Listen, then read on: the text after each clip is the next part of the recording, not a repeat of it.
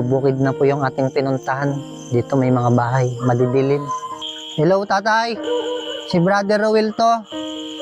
May ibibigay ako sa inyo kasi napapansin ko dito sa inyong bahay ay madilim. Wala kayong ilaw. Wala kayong ilaw. Kayo ba itutulog na pa rito?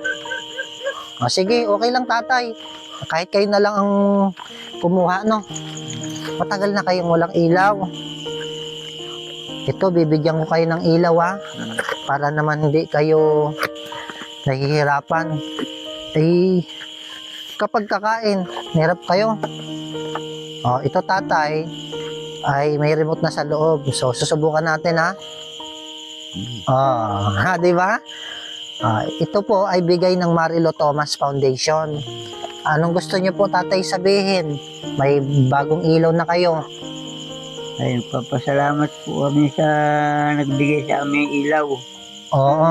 Para pagkakain naman kami maliwanag. Oo. Yan, tamang-tama po mga followers. Masaya po si tatay. Meron na po silang ilaw, no?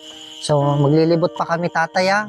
So, medyo nalalim na ang gabi. Kailangan namin ubusin ito.